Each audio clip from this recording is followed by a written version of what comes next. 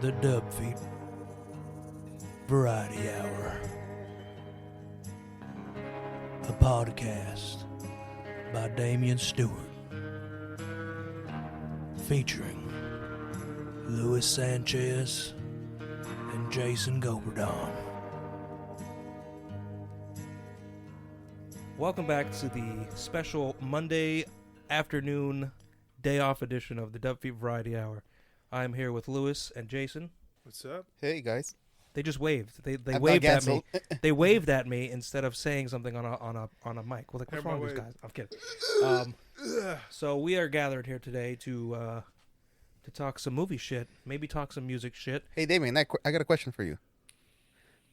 What was the first Tarantino movie you saw?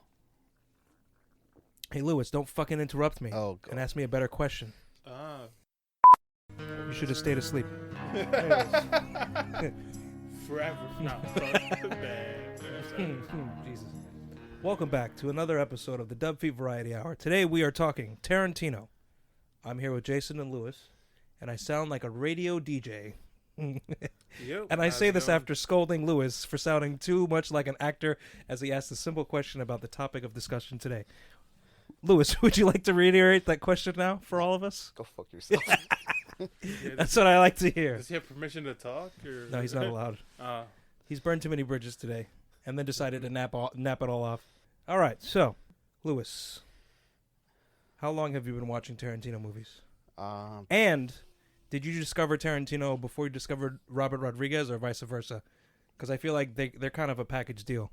Once you know one of them, you end up before you finding discovered English, dude. Definitely.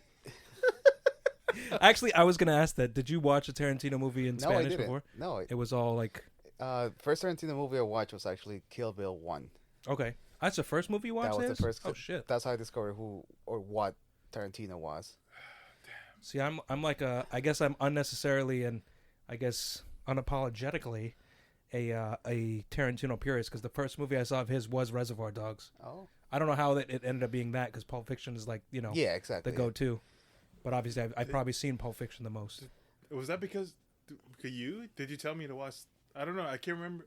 Honestly, can't remember. Like Maybe. the first one. What, Reservoir Dogs? Did you tell me in high school? I probably watch did. this? I was Ah, that guy in shit. high school. Lewis can attest to that.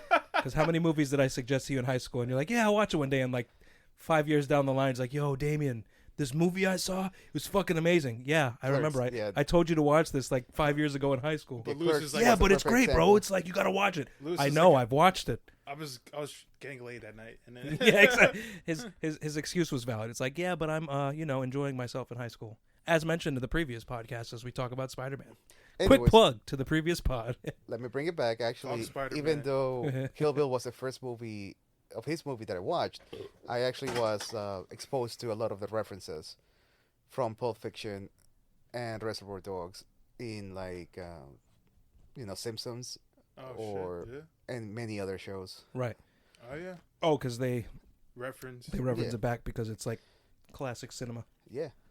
See, it's funny because when I was younger and watching Tarantino movies, it almost seemed like indie. Like it seemed like it was more something of value to the individual. I think I've said this about other movies, but it's like you forget about the bigger scope of like a movie and how many people watch it, how many fans are of something, and social media kind of puts that in perspective for us. But like I remember watching these movies and like it's such a niche, small group of people thing.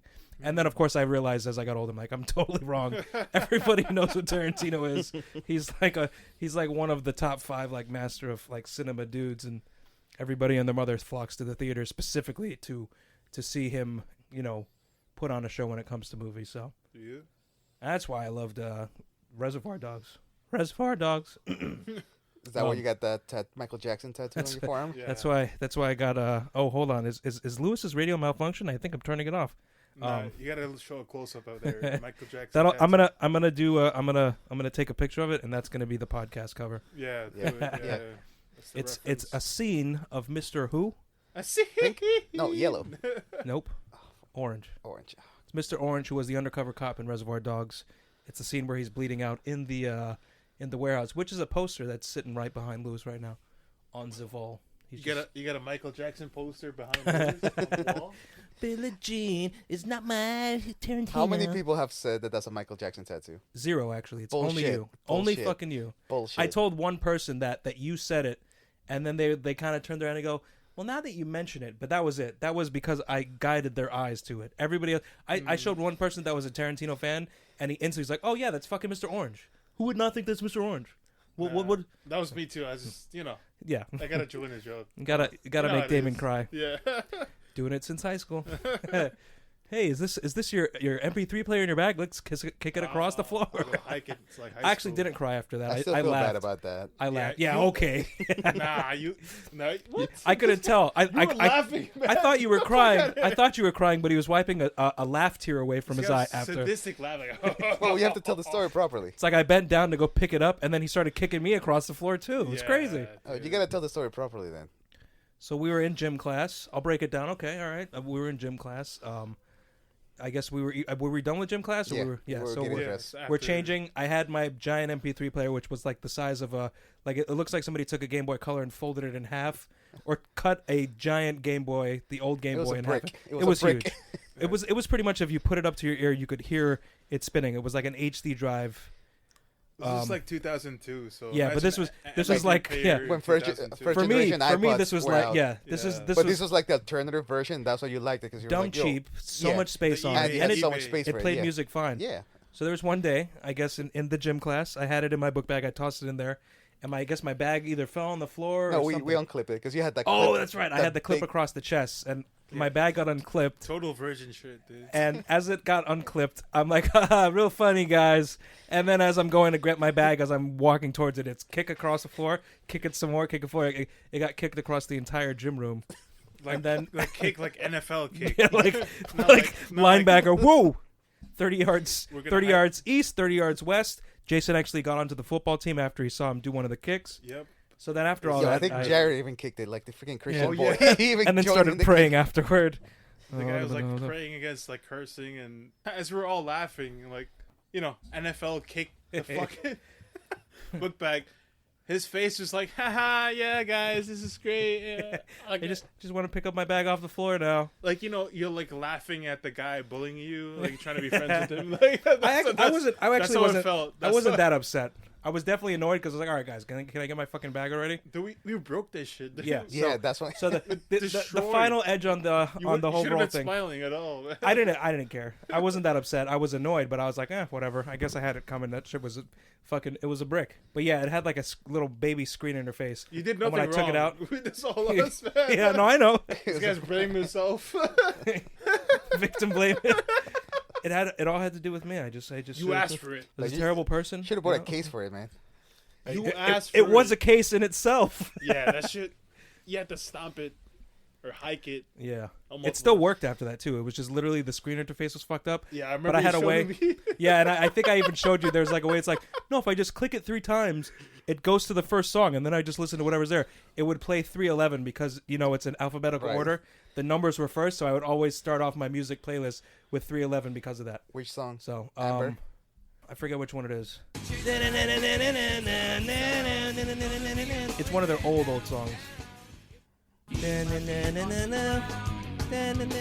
I don't remember. I can't remember the name of the fucking I only song. know like 2 songs by them. Damn, It's we like shoulda the old we should ass have song. kicked it harder. Yeah, Actually. yeah.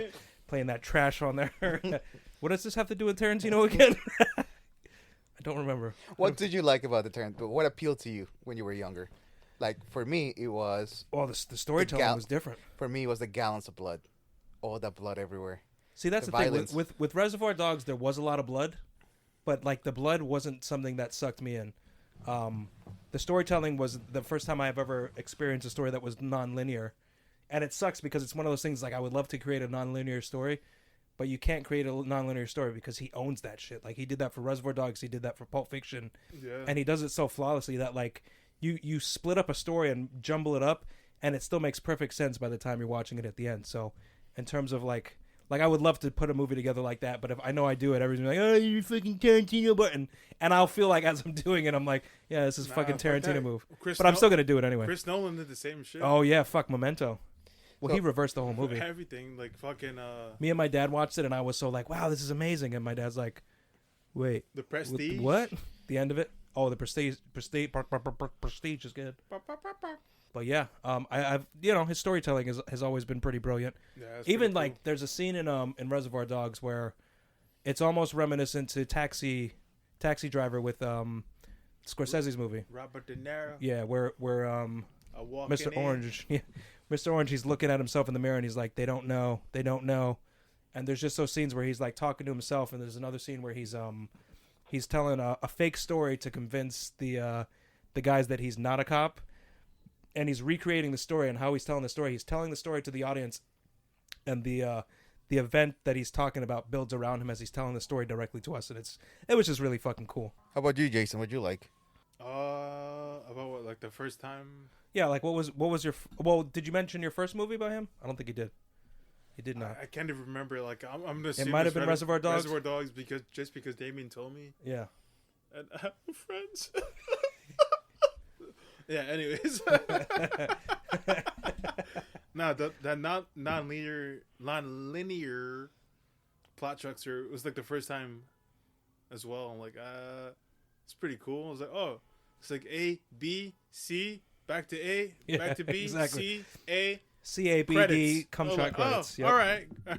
But like That's like pretty it's crazy because like I said before, no confusion by the time you got to the end of the story. It's like, oh shit, every piece got connected. It was like a puzzle that you started building the puzzle in the middle, then you built the end, then you built the side, then all of a sudden, holy shit, the puzzle's done. Wait a minute. Yeah. So he's very, very good at, like, I guess that's just story crafting is just so fucking and for point. me, like reading his whole thing, like that was his very first movie.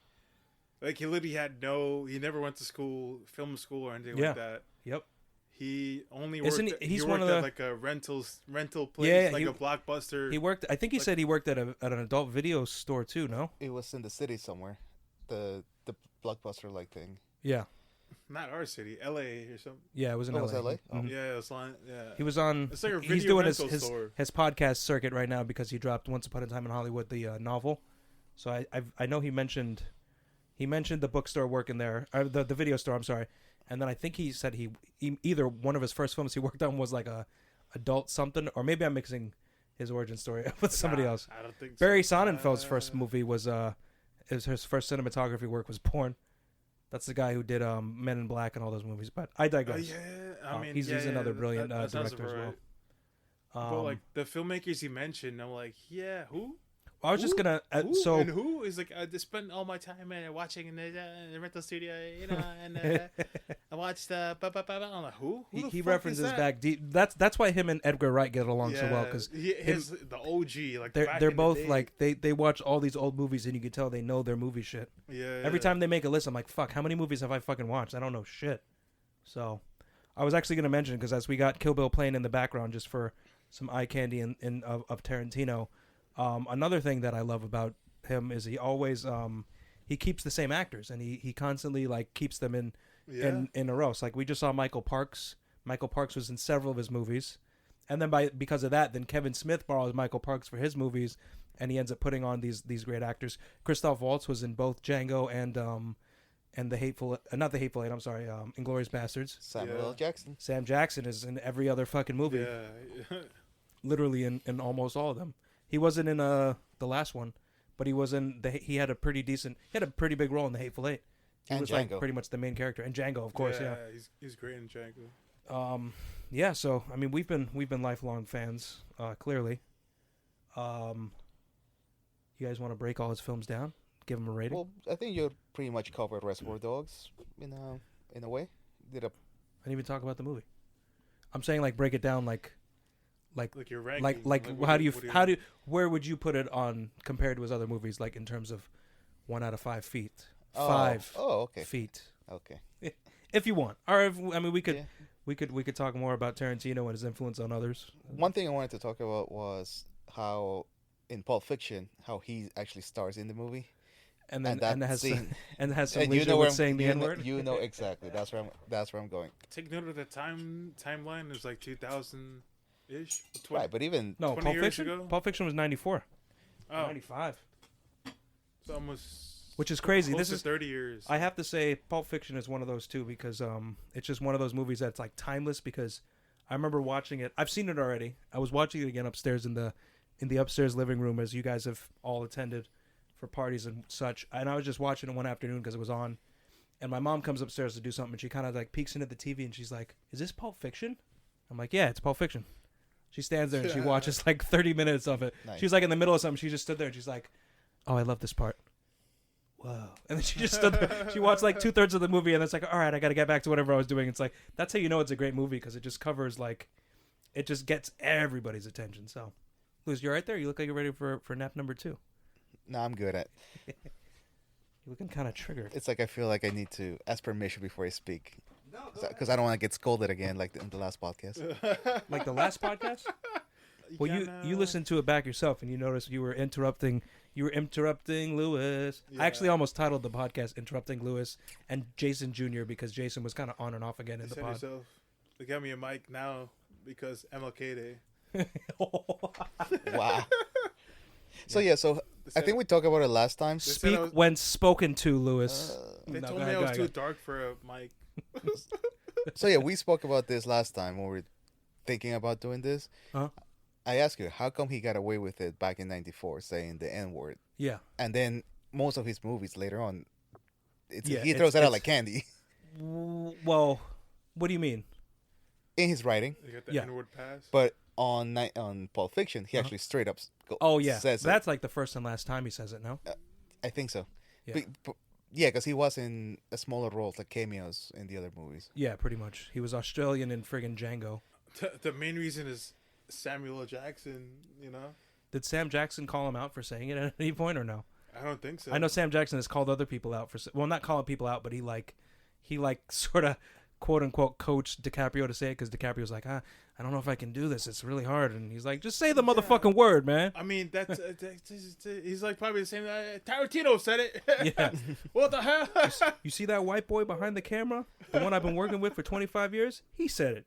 If Yeah. he said it, you could say it. It's that in the times, like, you know, a white guy 30 years ago, like, oh no, he said I mean, the he N-word. he had No, he had a baby cameo in the Hateful Eight, and I don't think like, I guess the better question now is, do you think he would ever say it again? He would never hit. I don't think he'd I ever don't say think it He so, again. wouldn't no. have the balls Okay. to say it now. That's what I'm. Just- Yeah, that's Okay. what I was trying to just- build just, to. Just the times. Like, He said even it. if, like, He said it in Pulp because that was kind of the thing, and it wasn't like a regulated thing. And don't take this as me defending him at all. Like, I watch it now and I'm like, ooh, it sounds weird when he's talking about his garage. So No, yeah, of course. it's and as terrible as it is to say, that's still a great fucking scene in the movie. Oh, Yeah. yeah. It's like, man, I don't see no fucking sign on your garage.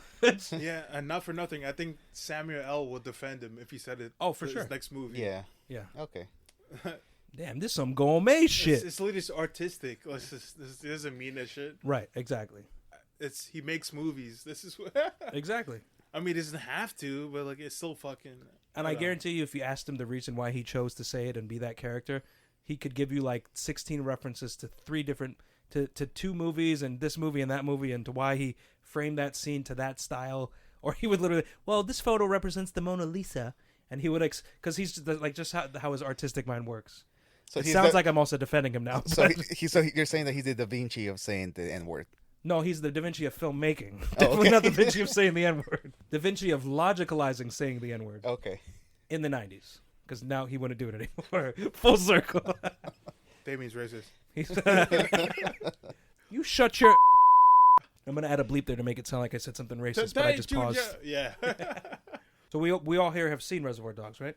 Yeah. Okay, Yeah. so I mean, like I said, my favorite movie, not your favorite, but you enjoy it. Yeah.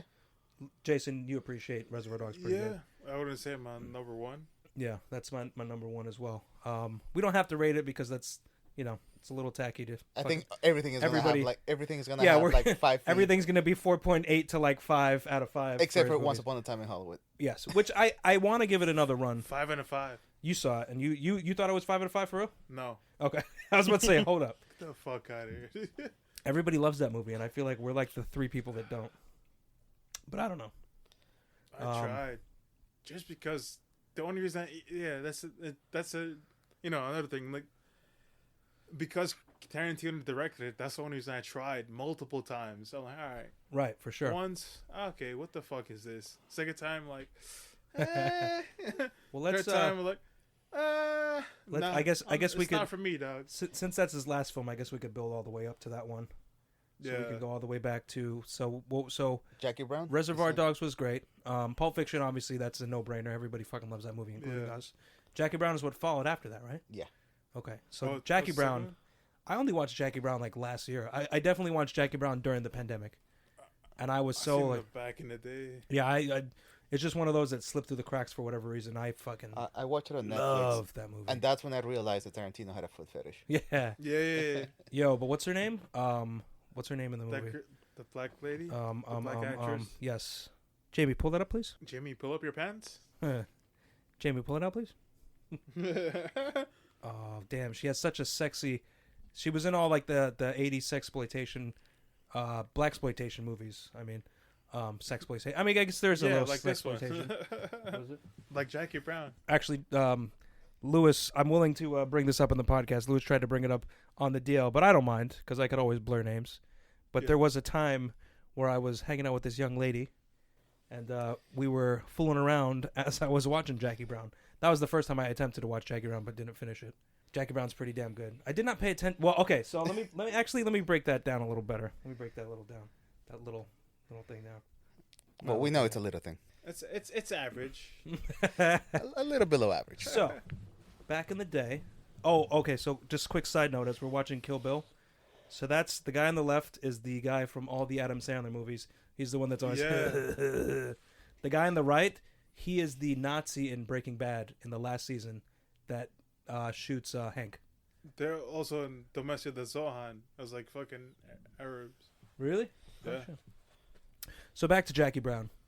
This is to give you my understanding of how good Jackie Brown was. I was fooling around with the girl. She was literally on top of me, kissing me, whatever, etc. I'm not going to get into too many details. As she's doing all this, I'm tilted to the side because Jackie Brown is on the TV. I'm like, oh shit, that's Michael Keaton. Oh wow, this movie's really good. It was the worst movie to pick to watch as I'm almost about to get doggy late. style realization. It should have been a doggy style thing because that's why I had to keep turning off to the left. Did she notice you watching the movie? She did. Oh, she God. did. She's like, "Are you okay?" Do you enjoy this? Yeah, Like exactly. this movie's great. It's like, yeah, but those feet in this film, awesome. So, anyways, Film. yeah, Jackie Brown is phenomenal. Hold up. Interrupting Lewis coming in. Watching Kill Bill, and then this is the part where he brings the guy to pretty much rape the girl. He paid her to pretty much and then he pulls out a little bottle of Vaseline. Mm-hmm. But that shit looks like it's been used it's at least 100 years old. That little Vaseline thing looked like something that was probably used in Planet Terror, which is the Robert Rodriguez Tarantino fusion film. It looked just disgusting. Yeah. Lube is lube, guys. No. It's not lube though. It's Vaseline. Lube shaming for me. I don't appreciate this. See, water lube is the best because you could just wash it right off after. You know? So, yeah. The lube is it's dangerous because it's not dangerous. It's too sticky afterwards. I'm lube ignorant because women when they're with me they don't need lube, so yeah, okay, they're good to go. Yeah, because your dick's so women. How many women? Do you want me to make a count? Do you want me to call your wife right now? His dick's so small they don't need lube. It's like, is it in? Yeah, one little spit on a hand is enough. I put lube in. I'm only Miss Lewis. I put lube in. Do you need lube? Hold on, let me just get the teardrop thing. Nah, you guys need the lube for all the guys' assholes you guys are fucking. No, we lick them. Yep. I spit on them and insert. This is a pansexual podcast. Do not shame us, Lewis. Jason, come lick this ass. After the pod. Trevor, let's go home. Trevor, I have to take you out of this volatile environment. Anyways, Jackie Brown. Jackie Brown and feet. Jackie Brown and feet. Well, Samuel Jackson was in this. And, Yeah. Oh, that's right. He was like a Jamaican guy, I think, right? Yeah. Was he Jamaican? He had like the braid. The braids. Yeah, the braids. He had the Kangol hat. Yeah. Yes. Yeah, And what's his name was in that too? Robert De Niro. Robert De Niro and Bridget Fonda. She was the annoying girl that like, hey, you want to fuck? Shit. He just got out of prison and she's just looking at him. She's just chilling, like being a stoner on the couch, and she goes, "You want to fuck?" He's like, "Okay." And the next scene is him just like the most awkwardly banging her against like a kitchen counter. And then of course he ends up getting so annoyed with her at the end of the movie, he shoots her in the fucking head. It's like, I told you to shut your fucking mouth. You're just talking shit. Blam! He just kills her, just right on the fucking like as they're. I think it was after they did that little heist. Ooh, fun fact too, the guy that was in love with Jackie Brown in the movie, Pam Grier finally remembered her name. Pam Grier. Oh shit! Yeah. The white dude that was in love with her. He's also from Breaking Bad. He's the vacuum guy, the one who like gets them the change of identity. He actually passed recently. Good. I'm sorry. I forgot his name, but it doesn't matter to Jason. So. Or you? What's his name? It's in the back. He talked like this. It's in the back of my head. I love you, Pam Grier. He's a great actor too. Whatever the fuck his name was. R.I.P. Jamie, can you pull that up? No. I want to say it's Robert something. Robert Loggia. Robert Forster. Who? You will get sued by Trebek. I'm gonna keep that in. I'm gonna risk it all. Yeah, Robert Forster. He was the vacuum guy His estate will attack this shit out of you. Yeah. No, if it's that tiny, we should be all right. Tiny like macaque. Yeah. Still watching Kill Bill. See, I don't know if putting it on, even with the volume off, this is another testament to Tarantino. Yeah. We have the movie off, or volume off in the background, and it's still distracting. You can't just say Your this name part is is cool. Buck, and you can't. You gotta say what. Your Buck. name is Buck, and you like to What? beep. What part is cool? Or what movie? All of it. I already mentioned we're watching Kill Bill in the background. This part is cool. Yeah, this part. This What part right here. What You know the part? one with the guy and the thing. There What was part? some news came That around. part. That part. Yeah. So, I think about 2 months ago, Q? there was a news article somewhere in England. Uh-huh. There was a guy who used to work in a morgue Oh, in a shit. hospital, and he actually was fucking his patients for like a good 20 years, Oh god. and they caught him. Let's take a moment to analyze the attention to detail to a scene in Kill Bill. So she just We're not analyzing anything. Oh, analyze. Yeah, I'm with it. Kiddo finally came out of her coma, and she just she decided to kill Buck, who likes to fuck. But as she banged his head into the door, the last bang was extra hard, Pussy and afterwards, wagon. which is Tarantino's real car. I thought her name was the bride. But Beatrice Kiddo is her full name. Oh, they Wait, released her name? Is this the one? This is like a controversy. He forced her to like do like a crazy stunt scene against her will, and she got super injured. Oh, maybe. And she's like, "No, it's good, but it's not good." And then it came up again recently. And he's like, "No, he forced me, but it's my fault." And then Yeah, I think they kissed and made up. she went to the hospital, but I don't know. Yeah, because this is the last Tarantino movie she was in, right? Yeah. That explains why they kind of had a that's the falling last out. one So she ever they kind of pretty much separated after that for a while. And But he tried to smash, but like, however, eh. they've been in the talks lately. However, I've been talking to her, Uma Thurman, my muse, if you will. And I think if She won't. they want to do Kill Bill 3, and they'd bring in his daughter Maya Hawke, who was in Stranger Things, and Maya Hawke could go up against the woman My and Cottonmouth. What happened? Her code name was Cottonmouth. Cottonmouth. Oh, really? No. I was gonna say, isn't that from Luke Cage? Maya cock. But yeah, he was saying they were toying with the idea of like bringing them both back and maybe doing like a sequel of like the next generation. But Copperhead. That was her name. Copperhead, close. Racist, close. I mean, I think we just kind of segued into Kill Bill as we were going up the line of his movies. But Kill Bill is, of course, a classic. Do you guys have a preference between 1 and 2? Honestly, I like 1 better. Yeah. Now, is it like the same? So this is how I feel about Same. Guardians of the Galaxy. Part 1 is amazing because it establishes everything. Part 2 is okay because everything's already established and it's just like a sort of one-off story. I feel like with Kill Bill, it's like 2 unique, fleshed out stories. Though I like both, and for me, it's kind of hard to say which one's better. But I guess one is definitely better. But it's to me, it's marginal. They're very, very close to each other. Yeah, she should have got a pedicure in this this scene. At Move least. your big toe. It's wiggled your big toe. Same difference. Yeah, get a pedicure. I can't read lips. Well, she was in a coma. That's why nobody did her nails. No, it looked That's like true. claws. That's true.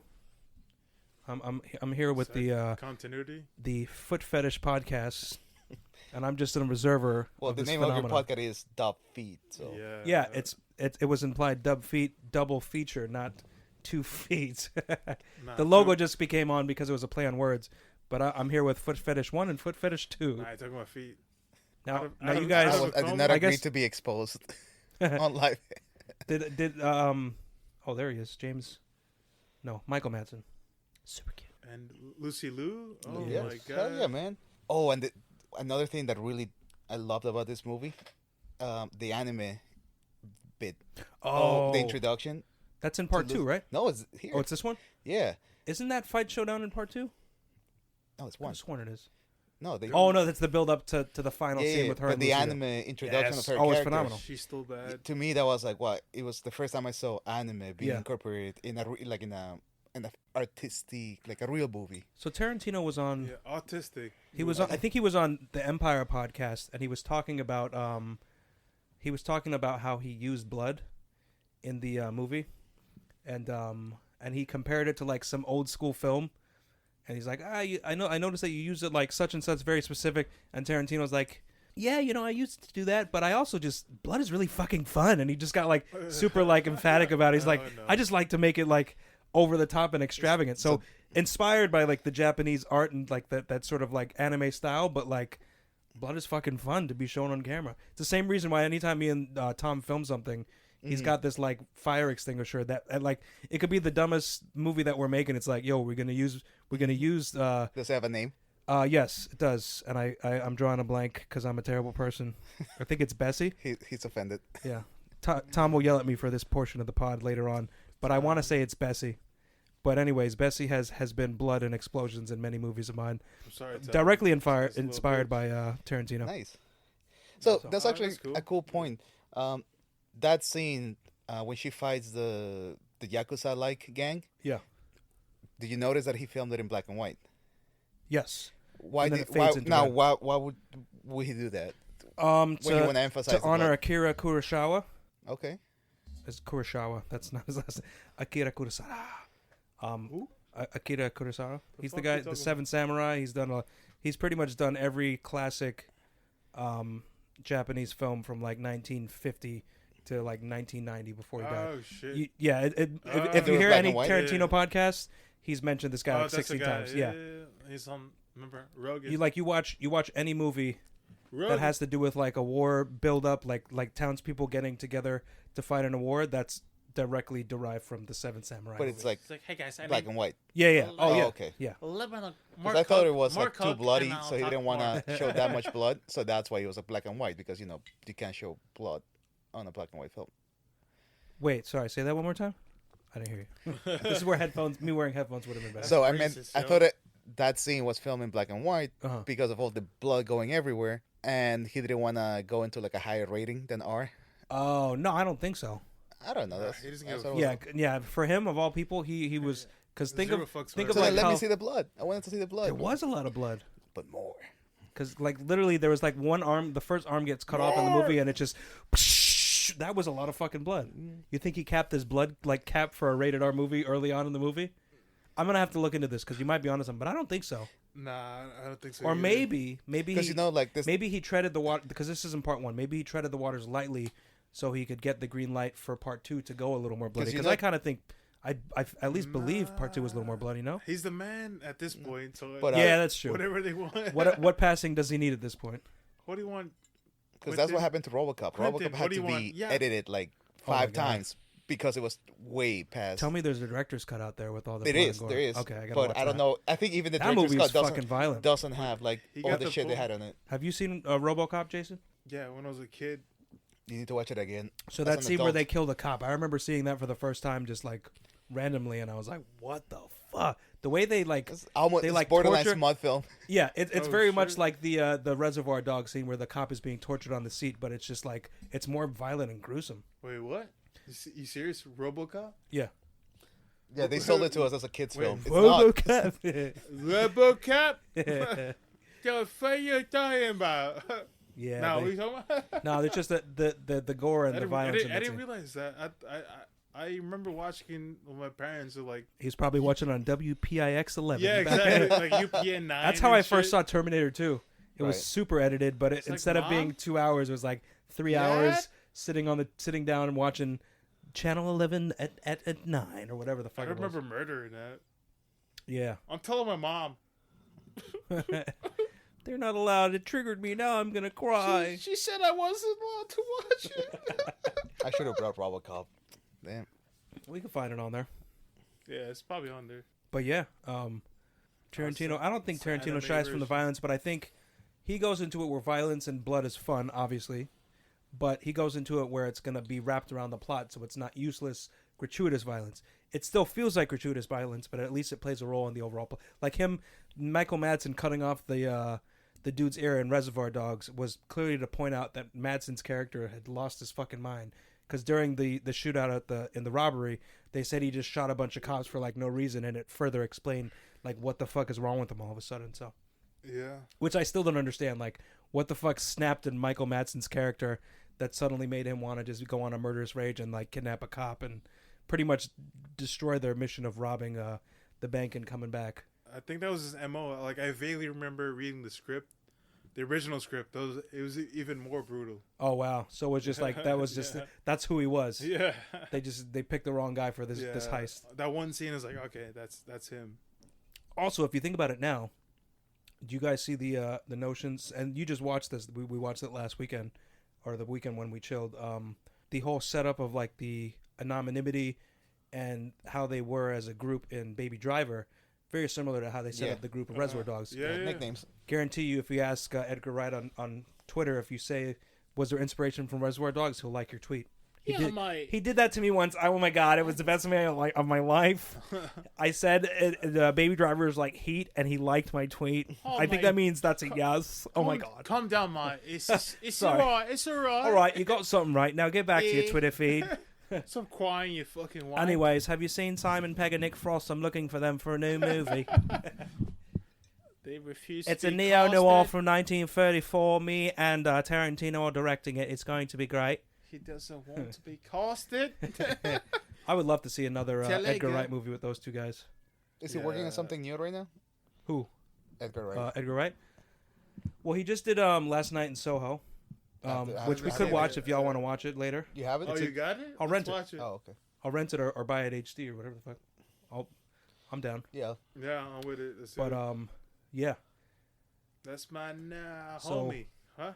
So what else about Kill Bill? What else enthralls? How do you feel about the ending? I enjoyed the ending.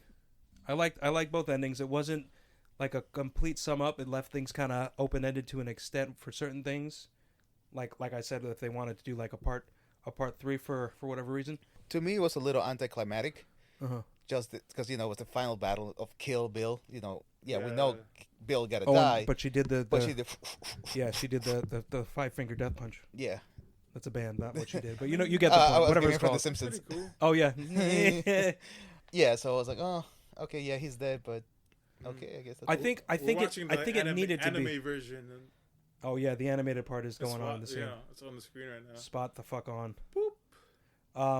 So I like this. I like the last scene of the movie. I thought it summed it up well because it showed, okay, he was calm enough to let her know that she has a daughter, but he wasn't going to back down from all the shit that they went through.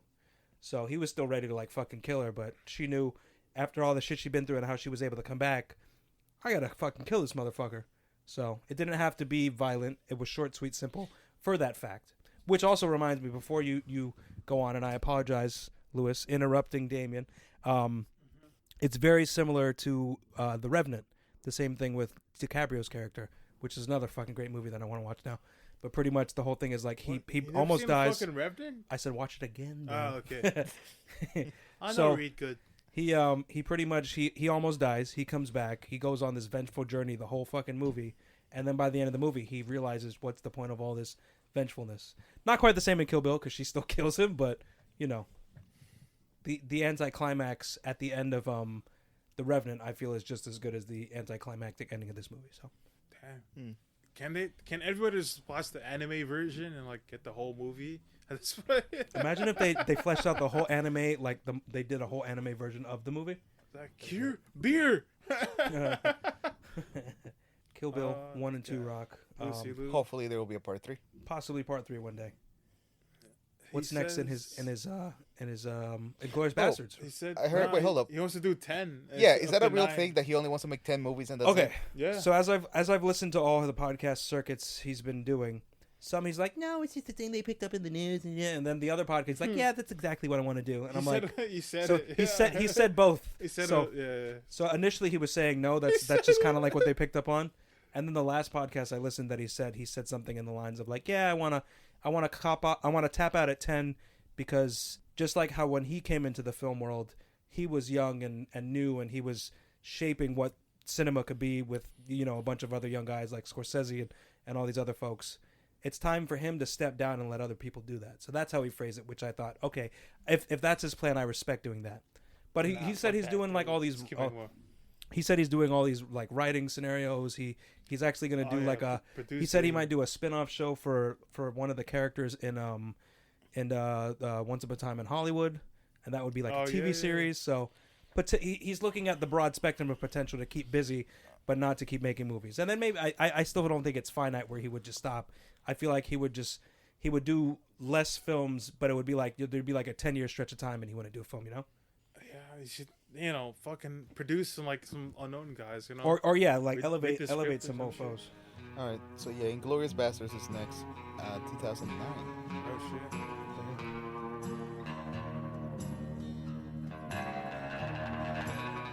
The Duck Feet Boys will be back in a few. Sit back, grab a drink.